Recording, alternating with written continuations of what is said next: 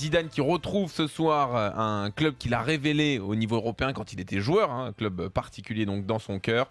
Fred, on va parler avec toi, comme on l'a déjà fait depuis quelques temps, de la méthode Zidane sur le banc depuis qu'il est entraîneur, proche des joueurs, capable de parler aussi bien au troisième gardien ou aux jeunes qui jouent que quelques minutes en fin de match qu'à Cristiano Ronaldo. Cette méthode fonctionnerait-elle ailleurs qu'au Real selon vous? 32-16 et hashtag RMC Live. Dugas, pour toi? Moi, j'ai envie de répondre pourquoi elle ne fonctionnerait pas. Voilà. Parce que le contexte est particulier, parce qu'il a tous les pouvoirs, parce qu'il connaît par cœur le club, le contexte. C'est forcément un avantage que de connaître parfaitement ce club pour lui. Voilà, c'est aussi pour ça que le Real Madrid l'a choisi. C'est parce qu'il connaissait parfaitement la maison. On s'est posé la même question avec Guardiola. Il gagnait tout avec Barcelone. On s'est dit oui, mais il connaît parfaitement le club, la mécanique, la politique, enfin tout ce qui va avec. Et puis ça a l'air de pas trop mal se passer du côté de Manchester City. C'est sûr qu'en partant un jour, s'il part un jour, peut-être qu'il faudra prendre un petit peu plus de temps, lui laisser le temps de mettre les choses en place.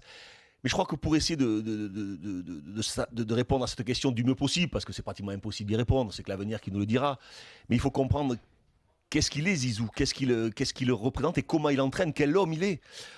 C'est quoi la méthode de Zinedine Zidane? C'est une honnêteté intellectuelle totale et profonde par rapport aux gens qui l'entourent, en particulier ses joueurs. J'ai la chance de connaître depuis tout petit Zizou, donc je pense sincèrement que ce qui le rend aussi efficace, c'est qu'il fait ce qu'il est. Il ne cherche pas à inventer des choses, il ne cherche pas à se mettre en avant. Pour prendre le parallèle, par exemple, avec un gars comme Mourinho, qui essaye, lui, plutôt de se servir des autres pour se mettre en avant. Zizou aime profondément le jeu, le football, être sur le terrain, passer du temps avec ses joueurs, partager. Il sait exactement ce qu'un joueur de haut niveau a besoin pour être dans les meilleures conditions, parce que lui l'a été, donc il sait qu'il a besoin de cette sérénité, de cette tranquillité, de cette confiance, de cet échange avec son entraîneur, et que ça fonctionne. Lui, il est l'entraîneur qu'il aurait voulu avoir en fait. Et surtout le joueur qu'il a été, il a été la même chose. Mais il ne faut quand même pas oublier que ce genre de garçons-là, de joueurs, ont été un petit peu entraîneurs lorsqu'ils étaient joueurs. Ah oui. Mais bien évidemment, moi j'ai souvenir, Zizou, excuse-moi, mais quand Zizou il décide de revenir en 2006, c'est lui qui décide de revenir. Ouais. Il dit pas je vais revenir et l'équipe de France va gagner.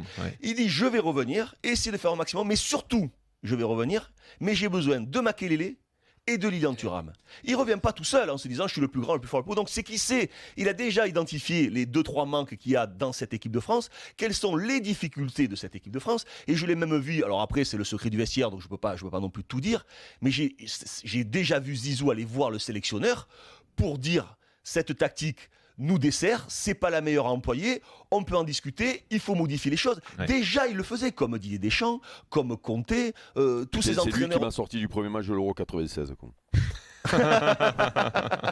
Non mais ça existait, il l'a déjà fait, donc déjà il s'est déjà intéressé à la tactique, ça a toujours été quelque chose qui l'a passionné. Et dans son relationnel, Zizou, sous prétexte qu'il est un garçon timide, on a l'impression qu'il n'est pas capable de te parler, de te regarder avec la confiance, et quand Zizou te dit quelque chose, il s'engage à le faire. Il n'y a pas de faux semblants, il n'y a pas de dialogue, de deuxième discours. Les choses sont claires, nettes et précises. Et tu as envie de t'engager à ses côtés, comme il aimait le faire, lui, quand les gens étaient droits avec lui.